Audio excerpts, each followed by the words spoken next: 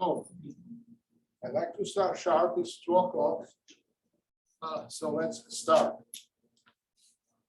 First of all, I would like to welcome here my students from class 477, but whoever has found this opportunity good and interesting, because now we have a very, very special guest today. We are going to enlarge the space within which we are trying to understand concepts of democracy, human rights. Introduce to Thida. Thida, you can check it on Wikipedia, is a person with a great past, with a lot of tragic elements. She is from Burma, Myanmar. She is doctor, surgeon, writer, human rights activist, and former prisoner of conscience. This lady spent 6 years, most of her time there in solitary confinement. So she had to keep herself, I would say, together. And you may want to ask her, how did she do that? Certainly, certain Buddhist traditions here come into consideration. I can read, is best known as a leading intellectual whose books deal with the country's political situation. In October 1993, she was sentenced to 20 years in insane prison for endangering public peace, having conducted illegal organizations, and distributing unlawful literature. In fact, she was a supporter of Aung San Suu Kyi, a great Burmese leader. I can understand that some people may now have some questions concerning the record of Aung San Suu Kyi. We can openly discuss that. There are no secrets here, and Thida is ready to address all these issues. She got several international human rights awards. She was a prisoner of conscience, and she was then finally, hopefully, released because of her health condition. From 2008 to 2010, she lived in the United States as an International Writers Project Fellow at Brown University. Then she got back to Burma, to Myanmar. And actually last year, and I'm proud that Czech diplomacy was helping with that, she managed to leave Rangoon and did for some time in Prague, and now she is a fellow at Yale University in the United States for 10 months. Her time there is coming to an end. She's heading to Europe for the next round, for the next year, but she is still very much active in the Burmese, Myanmarian exile community, because it is where some action is. She was first honoree 2016 of Disturbing the Peace Award given by the Václav Havel Library Foundation for her humanitarian values and for having suffered unjust persecution for her beliefs. In 2016, she was elected to the board of PEN International at the 82nd PEN International Congress held in Spain. In 2021, she was elected as a chair of Writer in Prison Committee of PEN International, and currently she is a research scholar at the Council of Southeast Asian Studies at Yale University. So please, let's welcome Thida. Thank you.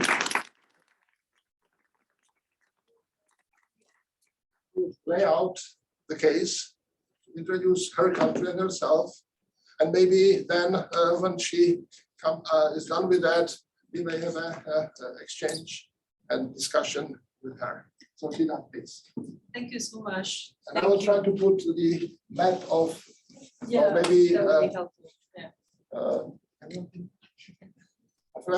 You know, we will see the map of Burma, Myanmar here, so that we can.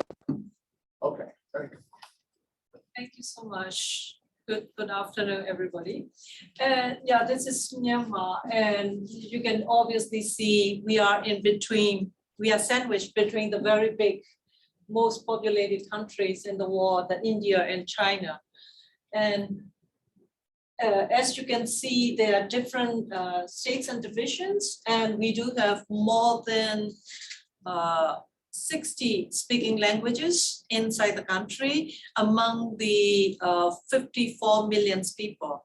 And because the ethnic groups are at least 8, very strong, but more than that, you can imagine, so that's the real challenge for us. And you can see the other neighboring countries of the Southeast Asia, they are themselves struggling with their own dictatorship and the other authoritarianism. So for that reasons, we having pretty much having such a big program. And we got independence from British after more than 100 years of the colonialism. We got independence in 1948, but we have only very brief period of parliamentary democracy until 1962. In 1962, the very first military coup attempt. So from 1962 to 1988, it was the military government, but in 1974, it changed itself as the one-party political systems. This is called the Burmese Socialist Program Party.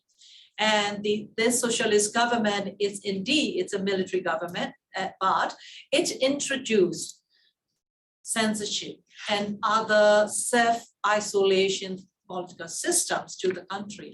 That was the very beginning of our programs. And because of this, the kind of the unitary states constitution in 1974, there are so many different, the Shan, Kachin, Chin, Rakhine, Kayin, and Kaya, these big, strong, non-Burma ethnic groups having a dream of their own sovereignty or their own independence, something like that. But in 1988, we did have a very big nationwide protest against the socialist government.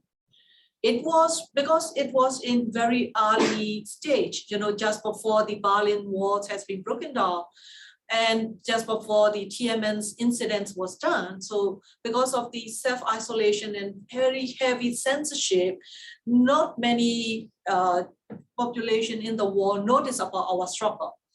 But we were the very early buds in terms of the kind of the democracy, fight for democracy.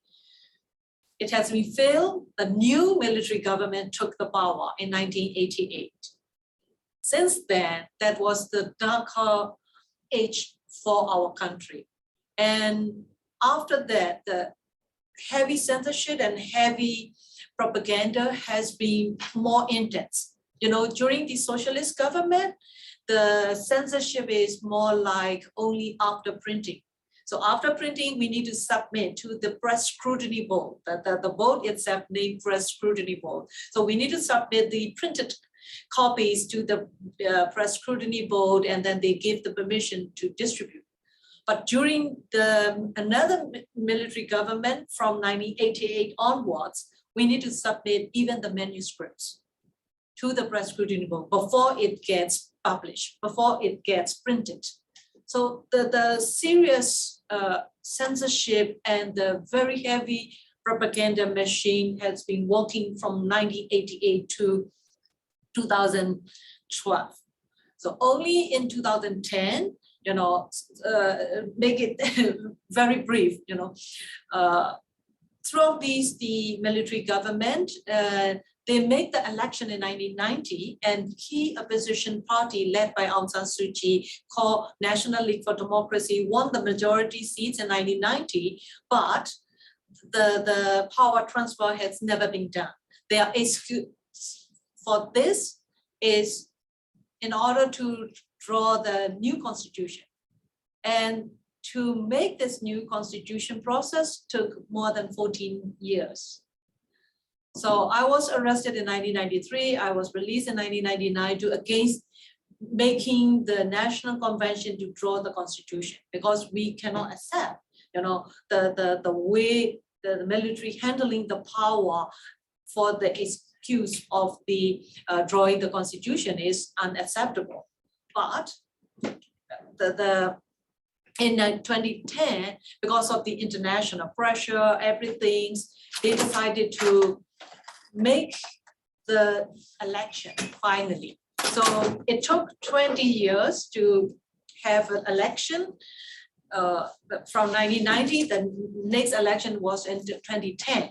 At that time, the Aung San Suu Kyi was still inside the prison, and then the constitution they approved in 2008 is just a week after the cyclone Nargis. When the cyclone Nargis hit to my country, more than 150,000 people have died.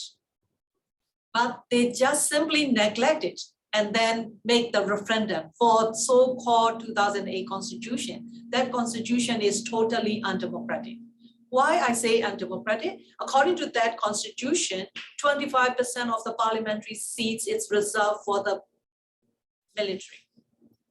Not just for the National Assembly, but also for the regional parliaments.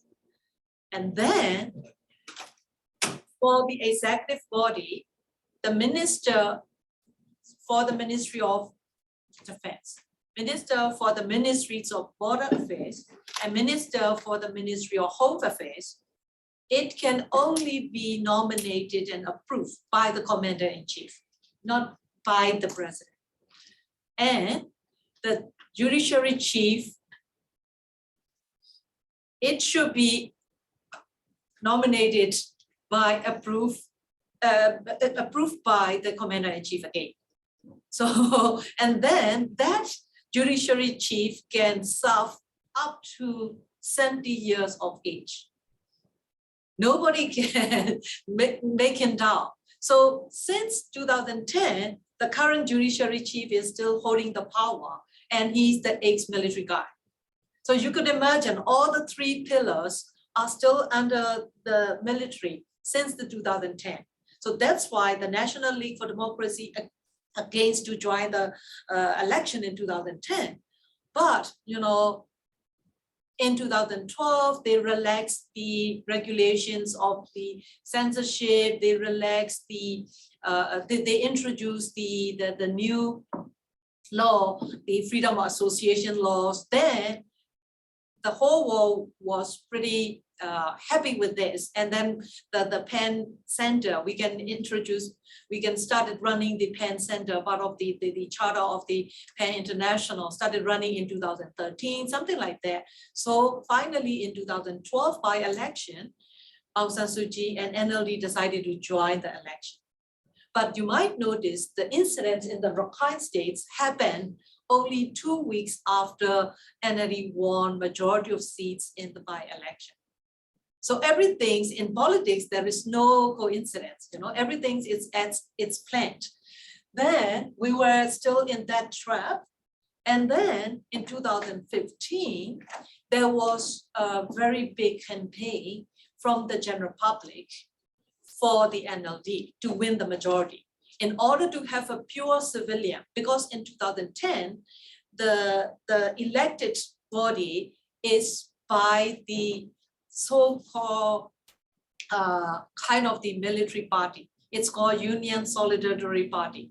All the high-rank officer and the leaders of this USDP are all military guys.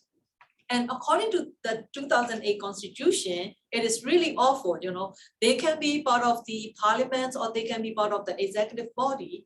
But if they finish their term in these very big infrastructure, political infrastructure, they can still get back to army. Their post in army is still waiting for them, something like that. So that's kind of situation in 2015. NLD decided to join the election. They won the majority. Since then, the military started making such a big decision. They started saying, okay, this NLD government cannot be lasted longer than 6 months. So for that reason, you can imagine they make so many programs, especially using the religion and the race as a weapon to make instability inside the country. And then in 2017, as you all know, a lot of the Rohingya people from the Rakhine states has been problematic because, you know, the commander-in-chief is the key persons who can control the Ministry of Border Affairs, Ministry of Defense, and Ministry of Home Affairs. And the Ministry of Home Affairs, the police forces is there. So there is no direct control from the civilian part of the government after the 2015. So it has been going on. So the expectation from the general public is 2020 election. After 2020 election, if we can change the constitution, but to change the constitution, the requirement, according to the current constitution, the requirement for the changing any big articles of the constitution, it needs 75% from the elected parliamentarians plus at least one military parliamentarians. So it's almost impossible. Totally almost impossible. So that's the problem. And then in 2020 election, just before the 2020 election, the military commander-in-chief, he already expressed, I want to be president. Indeed, according to our current law, the pension age is 60s. He turned out 60 in 2017 already. But without having any approval from the civilian government, like the presidents and the other, he himself extended his term from 5 years already. That 5 years will be finished in 2022. For that reason, he just said he wants to be a president. He just wants to expand the term as a commander-in-chief. So even though they make the excuse saying that the voters fraud in 2020, nobody believes it. Because there is a Carter Center on the ground and there are some other international voters monitoring, the election monitoring groups. And everybody said, even though this election was not free and fair, 100%, the result will not be changed because everybody, they just voted for NLD because we having a very fear because of the very tricky part of the constitution. They can make him as a president if NLD cannot win the majority. So, but they make the excuse saying that election was fraud. Then they make the coup. So that's happened. And then as soon as the coup, they arrested Aung San Suu Kyi and all the top leaders, it's still against the current constitution. But they just say, no, we are just obeying the law. But the current constitution itself never allow the military to make the coup. But it's going on. So last year, 2021, on 1st February, they made the coup. And until now, more than 1,700 civilians has been killed and more than 12,000 civilians has been under detention. And, you know, for example, like a poet, he was arrested on last night, and next morning, his dead body was sent to his family member, missing his internal organs. That kind of atrocity is going on. So when they shoot to the civilians protesters, they aimed at the head. And recently, the Yale University, one of the center of the Yale, it's declared that the killing of the civilian as an enemy, this order is directly from the commander-in-chief and the high top military officers. It's not just from the soldiers by themselves. So right now, so many atrocity is going on, and they also trying to seize the homes and properties. And if they think someone is making a big protest in that area, that village, they try to burn down the whole villages. That kind of atrocities is going on. So to be frank, the situation is pretty much very urgent, but I really feel so sorry. The international community doesn't have enough idea of what's really going on, how much it's terrible, so, but I can say the situation inside is really intense, especially in the Sakai, the area, and the Chin State, Kayin and Kaya State. These areas are the most hot area right now. Almost 1 million has been internally displaced, and some are now residing at the border of the Thailand and at the border of the India. But there is no humanitarian assistance is possible still for these people because of the so much atrocity, because the right now the military junta is using the airstrikes and the live ammunition. No discrimination for the civilians. They just use bombing with the airstrikes, and it's very hard.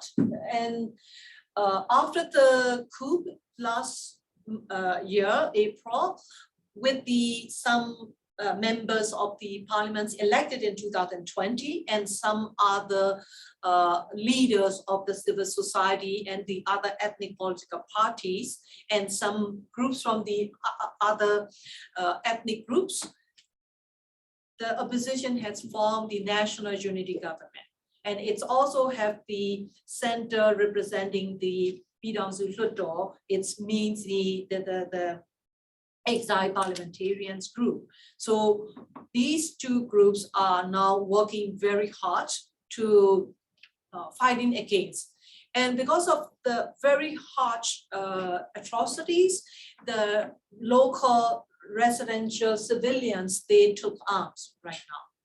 Armed resistance is going on under the name of the People Defense Forces.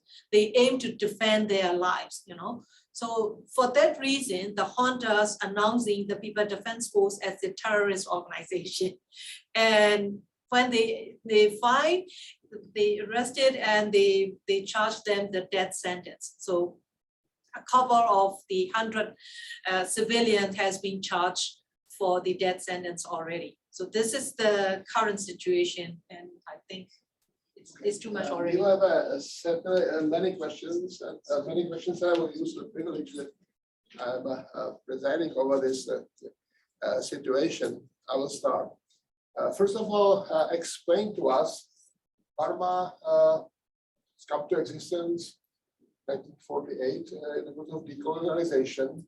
So how this state was coming together, because it is composed of so many different groups, different religions.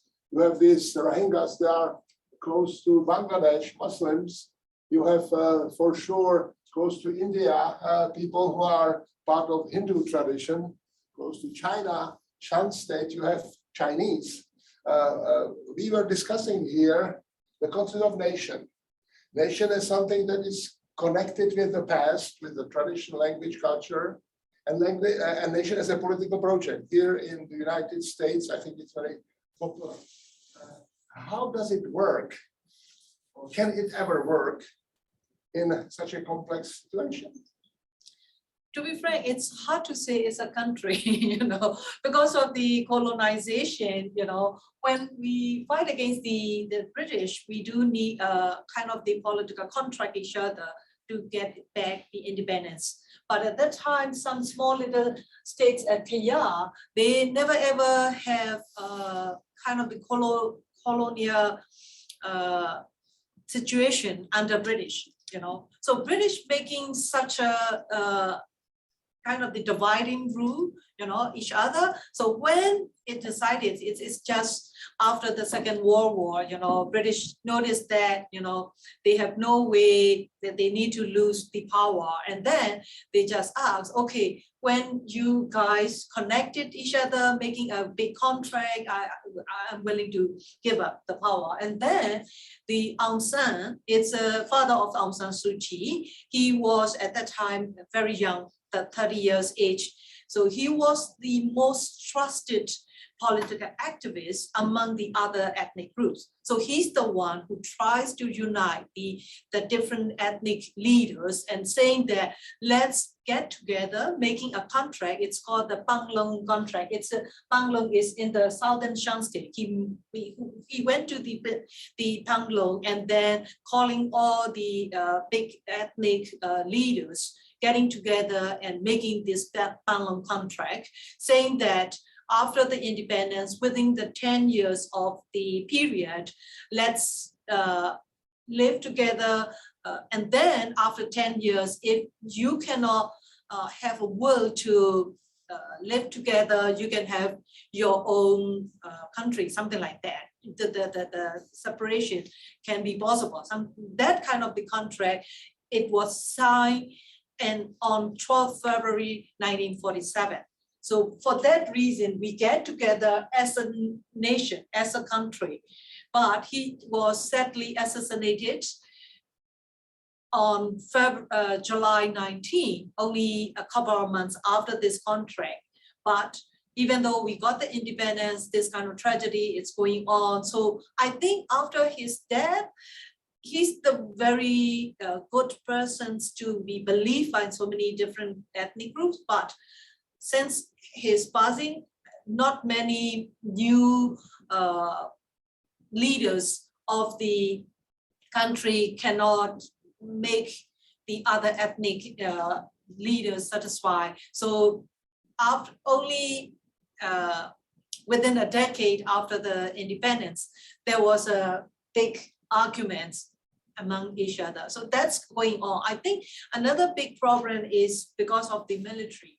So most of the military guys, they are from the Burma majority area, and they also, for at least 20 years, they can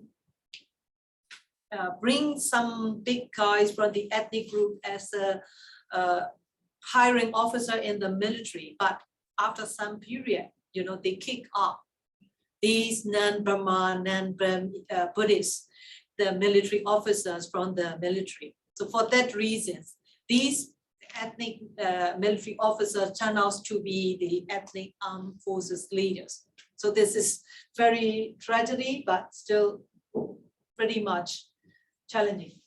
I have more questions, but who wants to come up and ask something or contribute to the discussion?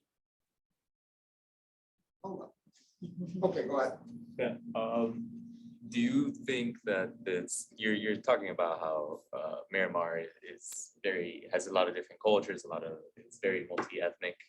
Do you think with in the fight against the opposition against the military government, do you think the international community has kind of hesitated to support an opposition group because of its divisive nature, or because do you think maybe they believe ASEAN is kind of more of an ASEAN area type of play?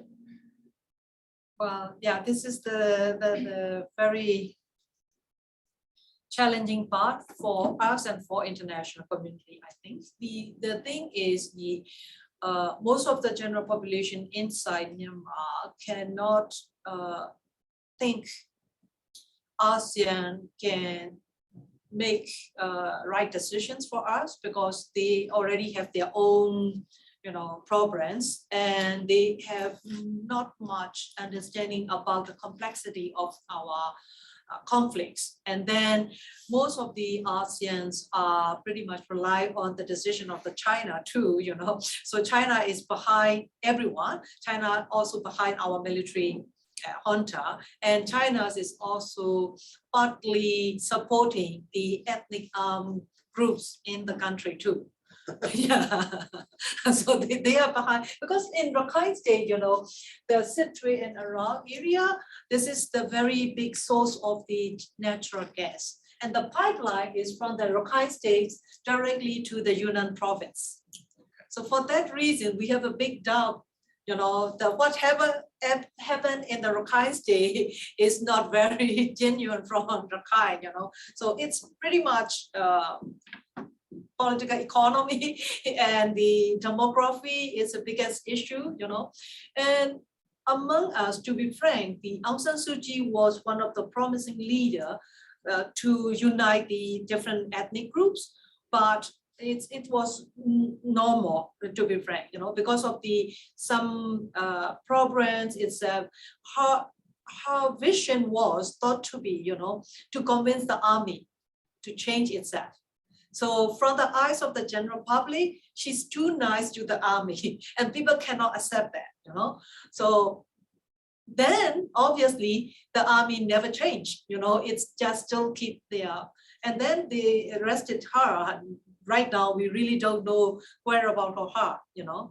So that's why I think some other ethnic leaders make such disappointment towards her. They didn't want her to convince the army anymore, But according to the overall situation, it's very hard to solve right now. Okay, go ahead. Hi, I wanted to know your opinion on how COVID-19 has kind of affected the situation in Myanmar. I know that there was a lot of political uprisings in countries like Cuba, where there was finally you see more reunification and strategized political protests, and same thing in Hong Kong during COVID-19. So I wanted your take on that. Sure, COVID-19 affected so many different countries, including ourselves. For the first and second wave in 2020, the situation was pretty much well under control by the civilian government, by Aung San Suu Kyi. She's, because of her charismatic and the trust between her government and the general population was pretty strong, in 2020. For that reason, the contribution from the individual donors making the control techniques of the COVID-19 is okay, but also some of the freedom of expression issue is affected even her days. But in 2021, we got the third wave of the COVID-19. In that case, not just the coup junta, as soon as they took the power, they changed all the laws imposed by the NLD. All the good laws implemented by NLD has gone as soon as they took the power. So they changed especially the cybersecurity law. And right now, even using the VPN is a crime. And 3 years imprisonment can be granted. And anybody their mobile phone can be checked on the street by police forces or army. If they have a doubt, a photo of the protest, they can be arrested and they can even be killed, something like that. That's going on. So in 2021, July, there was a big outbreak of COVID-19. And what military did is they even cut the oxygen pipes to the hospital. Because the military families and the soldiers also affected. So they want to get all the oxygens just for them, not for the civilians. And then, nearly 1,000 people died per day during that outbreak. And then the commander-in-chief, the current leader of the military junta, he declared to the public, don't worry, we are building a crematoria that can burn 3,000 bodies per day. That's his solution. Okay. Tell me, what is the motivation of all members of armed forces to participate in such horrible activities like shooting civilians to their heads? I see Cubans here, and I know that from the past that our armed forces had special officers called political commanders, and they were responsible for some sort of political brainwashing or keeping soldiers, I would say, alert that they are defending something justifiable or meaningful. I can imagine that Russian soldiers today in Ukraine might be also losing motivation. So what is keeping these people motivated, that they are doing what they are doing? Well, I think the way military has been recruiting is two levels. One level is soldiers level and one level is the officer level. For recruiting officers level, it's the incentive is you can get all the corruption if you get military officers, and nobody wants to fight as a military officer. They just want to have kind of the ready-made position in the other civilian ministries. Their aim is not just to fight, something like that. So that's one. And another soldiers level, they cannot recruit easily. So they just try to grab all the unemployed, alcoholics on the street, all the thieves, some kind of the criminals. They just make the incentives, the criminals. If you want to join the army, you can have regular income, the housing, something like that. So for that reason, and then the hierarchy inside the military is very, very deeply rooted. So most of the soldiers and the police forces on the grassroots level, they are never ever treated very well from anybody, from the high-rank military officer or the general public. So, and then they were not allowed to have a rear gun, something like that. So this is the time they can make sure they have rear gun. They can be someone who can threat the others. Otherwise, their life is nothing. And then the military high-rank officer saying that you can do whatever, there will be impunity, then there will be no charges. So if you can loot or grab something, have your own. So for that reason, they just not killing people, they just not arresting people, they grab all the properties, the money, the jewelry, the other belongings like the bicycle, motorcycle, car, everything, you know. So for that reason, they try to grab even the food, you know, they try to grab everything from the civilians and they simply burn down to get rid of all the evidence. So that reason, but they are not doing pretty well right now. More than 8,000 soldiers and the military officer has been already defected. So that's it's going on. That's why I think recently there was a big event on 27 March and the military commander-in-chief saying to his own troops, saying that we need unity, something is going on inside the military right now. Yeah. Okay. With the high death rates that are happening in that country, do you think the UN would interfere in any way? Well, that was our hope, and we asking for using the responsibility to protect R2P, but there is no decision because of China and Russia having the veto at the Security Council. So that's the biggest challenge for us ever. And then I think Russia is the key country also behind the military, because all the military weaponries and the automobiles is from Russia. They are using, so it's a biggest challenge for us. Okay. I'm curious about the idea of colonialism as a factor of underdevelopment. Do you think that the effects of colonialism, I mean, it's been less than 100 years since the country has decolonized. Do you think that these effects are still relevant in like the social, political, and economic interactions of the country today? Definitely, yes. Because yeah, I feel we are still struggling with the decolonization, not just with physically, but also with the mindset, you know. So people just waiting for someone to lead them, to reassure them or to support them. We are never able society yet And then for example, like the Rohingya issue and some other, it's more of the legacy of the colonialism.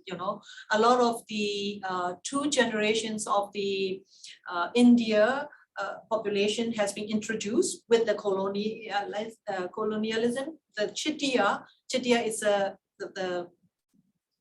money owners, and they can get the lands, and the another is a coolie. Coolie is just a very basic workers. Both classes were introduced by the British, and then at that time Bangladesh was not yet. It's just the India, So the border between us and the Bangladesh is very porous. So for that reason, a lot of people still cannot accept Rohingya as ours, because they are obviously, some of them are not from the ground, not from this area. Some of them are from the Chittagong hill tracts, obviously, but cross marriage and we can accept them, but because of the censorship since 1970s, this term Rohingya is it's banned forever. So a lot of the younger generation, they never ever heard of this. That's why they claim they are not ours. That for that reason, they never ever heard of this vocabulary because of the very heavy censorship.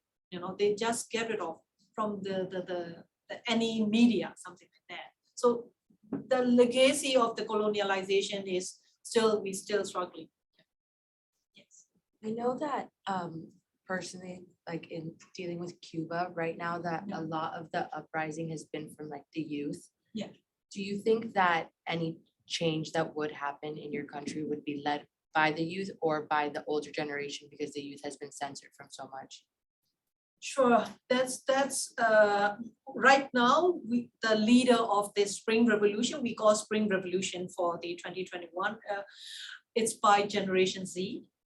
So in the past, our generations are not very sure about the younger generation because they never ever through this kind of the bad experience. They have been pretty neutral, especially towards the military, even for the artists and the writers. When we talk about the past, and they said, okay, we never ever have this kind of experience. We are quite neutral. But when they see all the atrocities from their eyes, they are the leaders of the revolution right now, and they are really, really dedicated, and they know the technology, they know everything. So they make such a big difference compared to the 1988 revolution.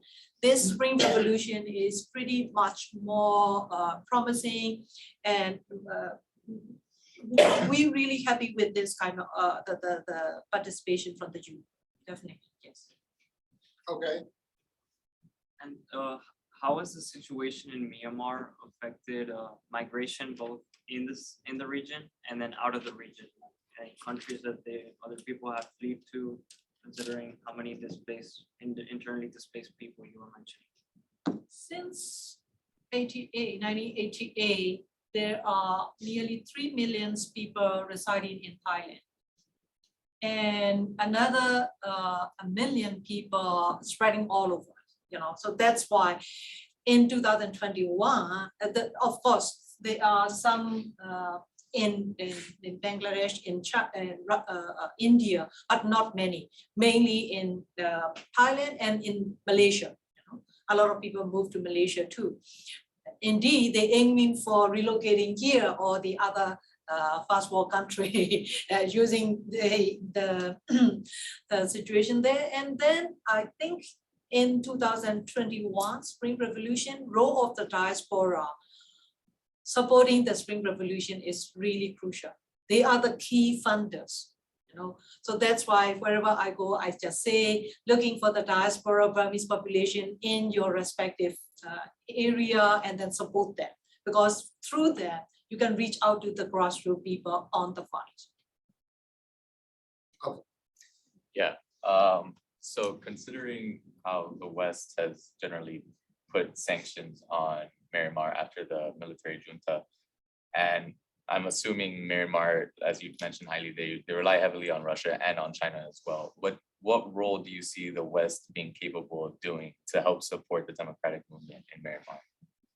Right now, it's simply through the economic sanctions, but the EU is a little bit not that much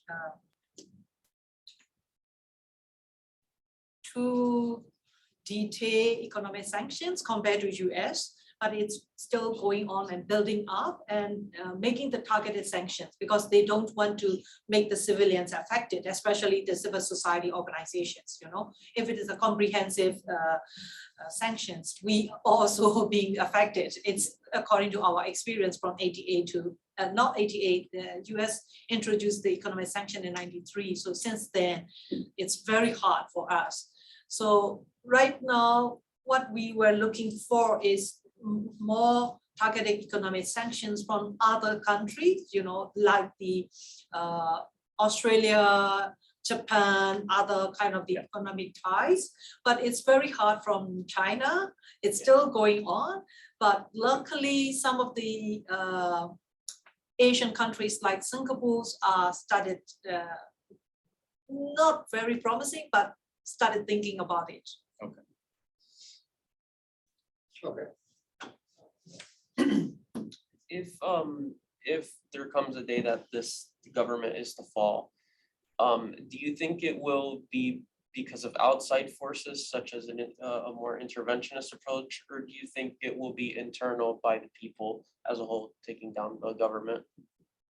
According to our experience, why do they do the 2010 election is mainly from the international pressure.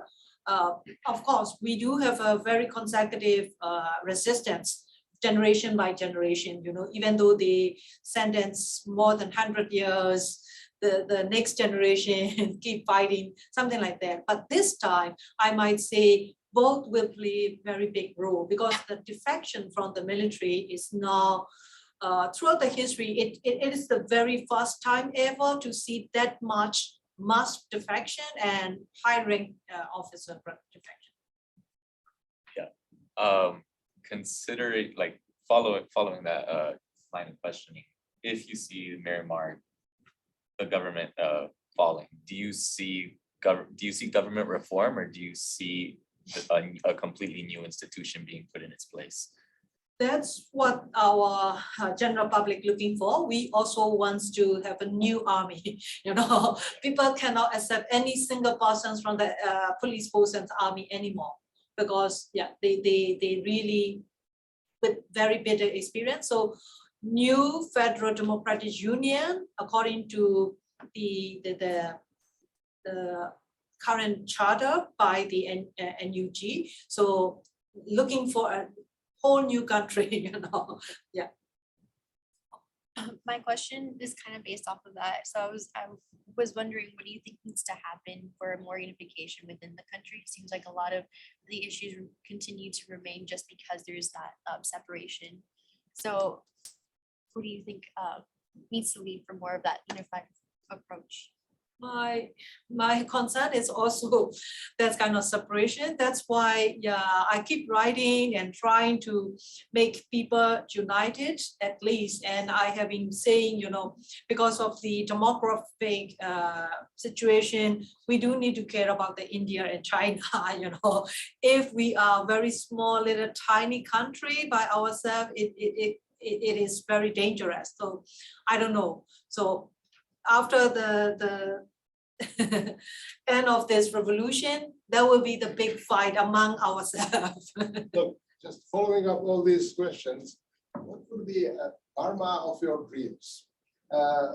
Some sort of transition from state A, in which we are, to state B.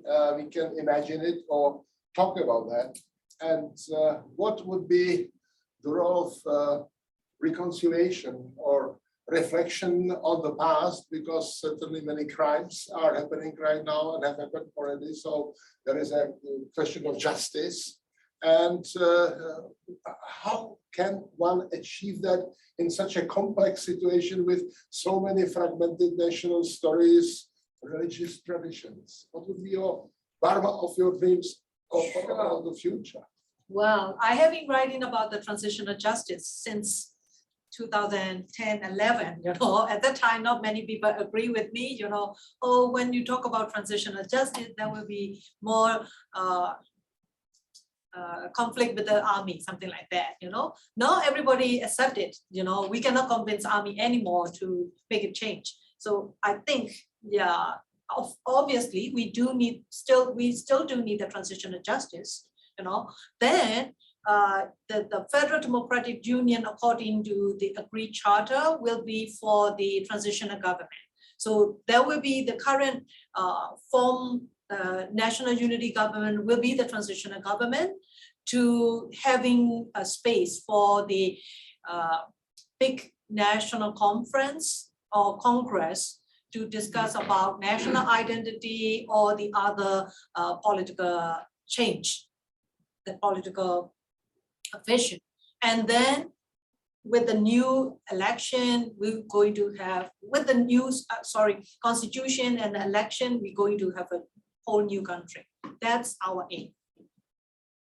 Yeah, I don't know if you know the information on this, but do you know how many people in Burma are part of the military party or part of the military institution? How we can think is, USDP is the military backup party. Most of the top leaders are military. So they, in the election, they won roundabout, I think, I cannot remember the exact numbers. It's thought to be not more than 0.75% of the population. 0.75? Yeah. Okay. Yeah. Okay. How significant would you say is civilian resistance against the military in general? As far as the resistance, how sufficient is that to actually kind of cause change? Well, I think the determination of the general public, whoever, the Burma majority or some ethnic groups against the military dictatorship is generally agreed. And the good thing is after the 21, the Spring Revolution, the consensus among the Burma majority and the ethnic has been getting stronger, and the apologies, that the National Unity Government has made public apologies to the Rohingya and some other ethnic groups. So that's pretty much promising to go through all this kind of the process. Yeah, we have a question from Zoom session. How has the military coup affected the Rohingya humanitarian crisis? Well, the area where the Rohingya has been residing is pretty much not affected by the military junta, because the Rakhine states it's not literally against the military junta yet, something like that. So their crisis is right now nothing. They don't have any big problems there. The situation we need to concern is the Rohingya in the Bangladesh, because they were sent to a small little island in Bangladesh in 2021. And that island is normally flooded. So coming monsoon seasons, we do need to having a big concern, but they, in this island, they also show their solidarity with the majority of people inside during the Spring Revolution. So this is the things going on.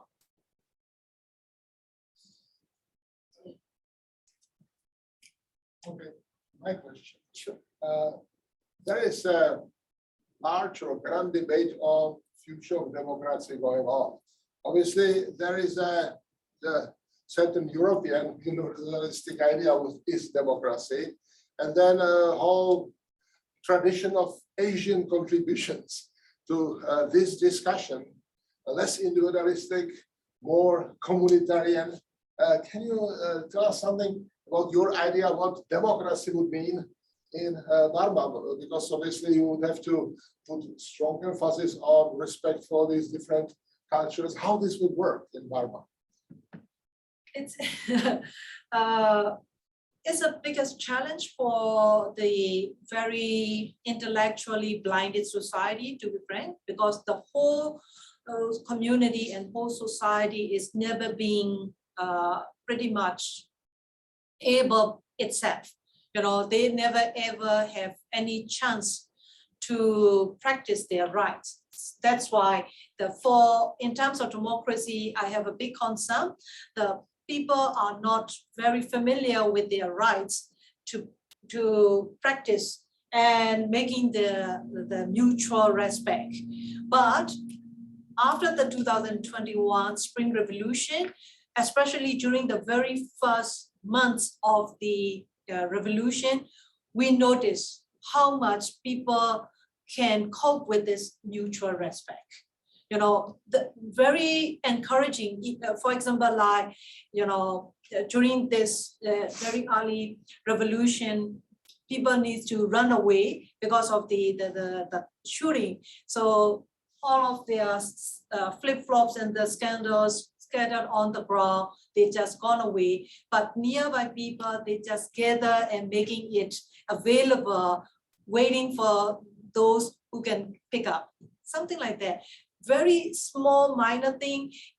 If something say I have no money, someone's jump in without having any discrimination. Okay, I will help you.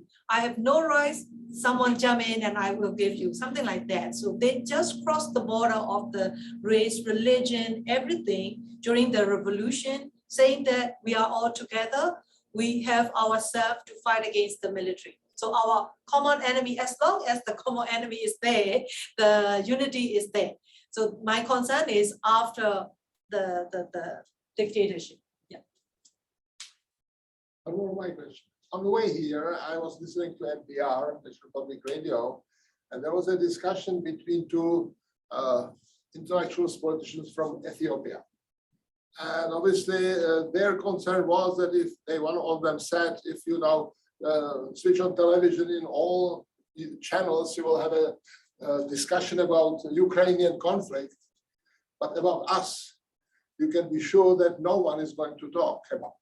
And that's, he tried to raise the question that their conflict has similar dimensions, but less visibility, less impact on the world discussion. What about Burma? Do you feel that your conflicts are also a little forgotten? Yeah. And what can be done to bring it back to central discussion that is now, for obvious reasons, catalyzed by the situation in Ukraine? Sure, yeah, but we also support Ukraine. You know, a lot of protesters inside. We also make a protest for the Ukraine also. So I think the general public also feel that we having forgotten by the international community most of the times. And the real challenge, what we can understand is, of course, China. You know, because of we are very close to China. And that makes a little bit, you know, other countries trying not to make big issues, something like that. That will be another challenge.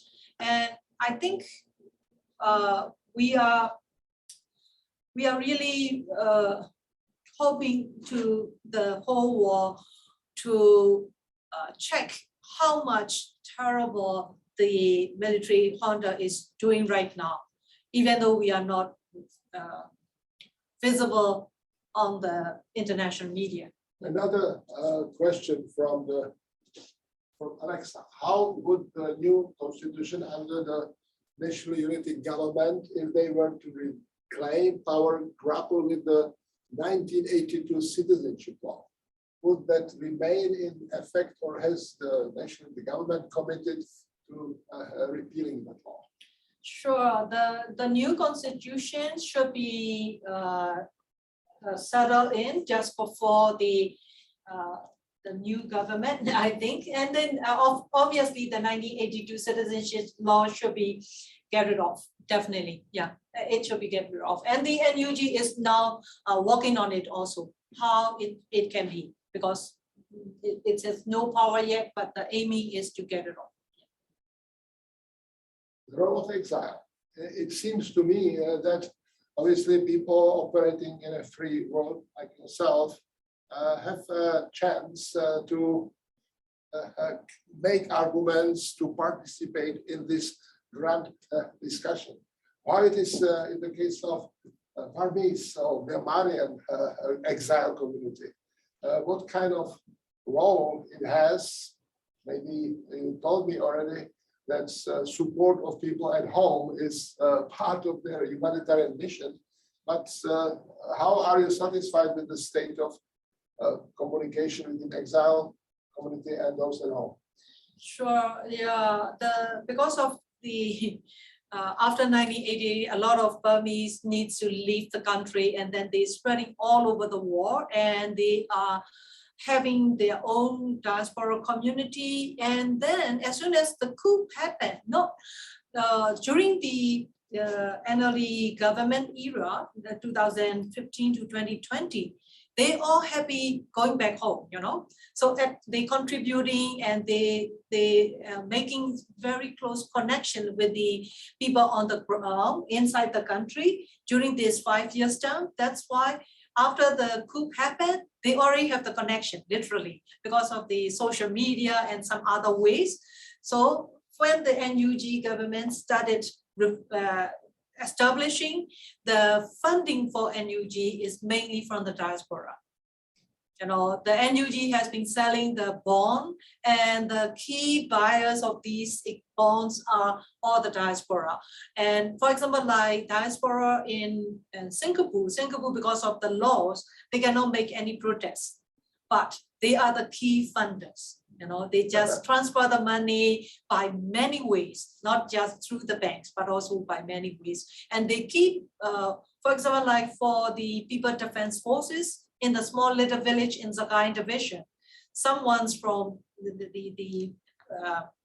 for example, like Buffalo in New York, the Burmese community in Buffalo, they directly send money or the weapons to the villages, directly to them, something like that. That's kind of the diaspora role is very crucial, because the NUG is still not yet receiving any big fundings from any country yet. So NUG is still struggling to having funding directly from the diaspora population all over the world. You mentioned earlier how many Burmese people are not familiar with, their rights and democratic ideals and such things. Right now, as you said, the opposition is unified against the current government, but considering that you mentioned that, how concerned are you that it would just replace one autocrat to another? How likely do you see democracy being implemented if most Burmese individuals are not familiar with democracy? Well, I forgot to tell you this: the 5 years from 2015 to 2020 under NLE government, a lot of civil society organizations like Myanmar and us, we introduce what is their rights. We introduce what's the democracy. So I think not for the elder generation, but for the younger generation, they already knowing what it is. Okay. So that's why I think the Spring Revolution is very different, and that's why they led the revolution. And then right now, the NUG, the part of the National Unity Government, is the leaders from the civil society organization. And the National Unity Consultative Council is almost made of the civil society. So for that reason, all the charters and all the values and norms for the new constitution is established by this kind of people. Okay. Like ourselves. So the people on the ground, even though they are not very familiar with this, but they already know they need to change. So that's why I think the Spring Revolution is quite promising. Okay, so again, my question, maybe tough one, answer or say no. Can you tell us something out of present experience? How did you feel there in solitary confinement without much help. How did you survive? Well, we were not in these days. I was in prison from 93 to 99. In these days, we were not allowed to read nor write. So that was the biggest challenge. I'm the one who feel if I'm not reading, I'm committing a crime. So that kind of, but for that kind of person, it was really hard. But I also suffer pulmonary tuberculosis and endometriosis. My body weight was only 80 pounds, something like that. So it was really tough and it was really very bad experience. And I became a very bad prisoner because I'm the one who were always against the jail authority. So I never cooperate with anyone who wants me to bribe them. You know, I said, if I want to bribe them, I won't be in jail. So yeah, my prison experience was not very good, but I was sentenced to 20 years imprisonment. But maybe because of my pretty harsh resistance, they released me after 5 years, 6 months. But luckily, I also practiced vipassana meditation. It's a kind of the Buddhist meditation practice. I practice up to 20 hours per day inside prison. So that helped me pretty much psychologically and mentally strong, even though physically weak. You said you were like you presented kind of a rebellious attitude towards the authority there. I wanted to know where you got that rebellious attitude from. Like, was that something that you got during your time in prison, or is that from previous experiences in Burmese society? I think both, especially my families, my parents raised us, me and my siblings, a little bit differently. You know, they are very open and they want us to grow very freely. That's made me more into the resistance also. And also I believe in the Buddha's teaching, that the real Buddha's teaching, you know. For that reason, I also want to behave as I was also in the prison, you know. I cannot just give up all my principles after I was arrested, you know. There will be no way for me, you know. So that's why I think I keep doing. And then, yeah, they think the prisoner, as a prisoner, you need to obey every single orders, and I couldn't accept it. Another question from Alexa. How much did advocacy and international pressure from NGOs such as Amnesty International help with your cause to work your freedom from prison? In my case, of course, Amnesty International, PAN International, and UNESCO, they are working so hard for my release. So I really appreciate, you know, my case was pretty much highlighted. And again, what are you doing now? Are you writing something, and how much your writing is affected by your personal story? Yeah, I'm now planning to write a new book. I finished writing a couple of books when I was at Brown. I finished writing The Roadmap. It's all about my country from 1988 to 2010.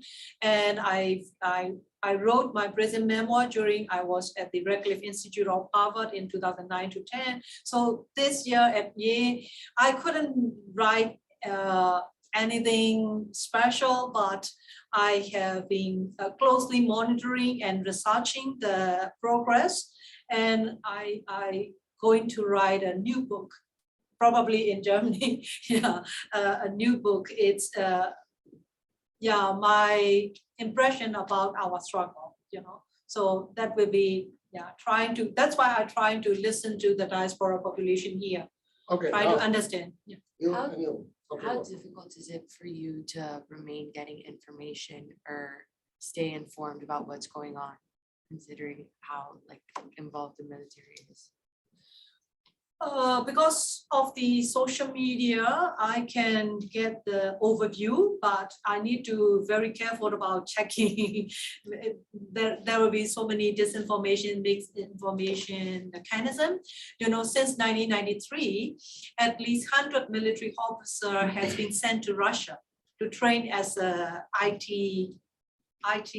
troops, IT battalions. So they are very expert at the And do you have somebody inside that you directly communicate with?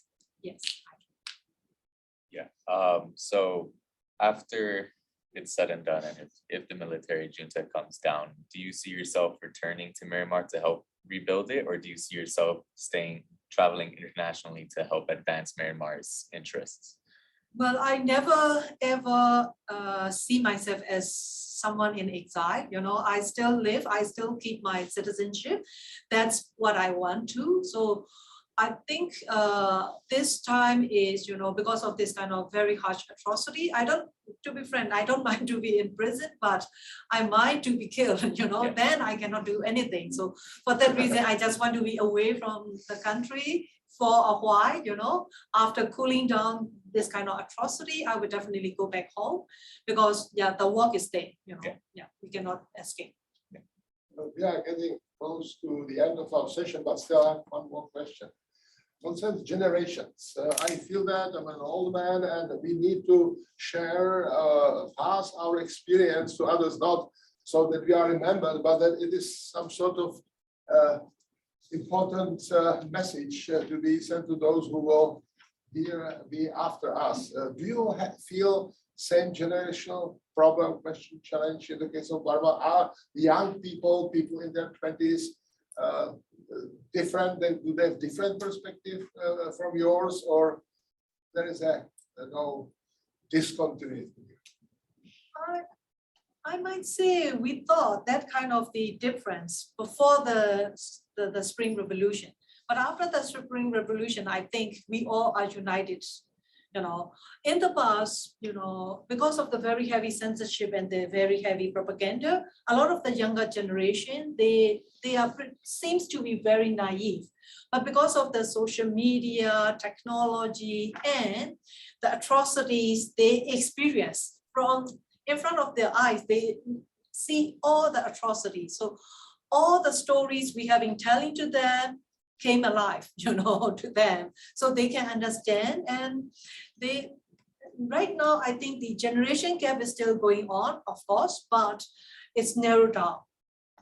It started very promising. That's why we really having encouragement in that sense, Okay. Before the very end, information for my students. On Thursday, we'll go back to our Cuba discussion. We will have here Sebastian Arcos, who works here for Cuban Research Institute, but has his own family background in the struggle. And Pedro Fuentes will come. Rosa is going to be in Europe, so she's not going to be here. He spent 16 years in jail in Cuba, so we can tell you something about that. And please, students from my class, put your signature on this piece of paper before you leave, because it's the attendance sheet. Thank you very much for your country.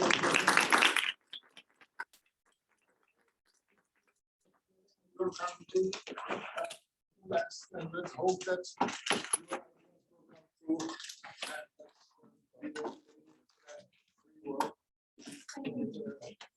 Thank you so much.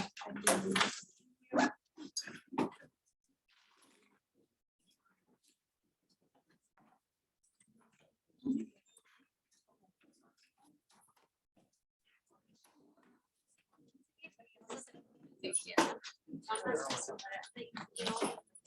What's up? Yeah, We released the. Thank you for I just mentioned.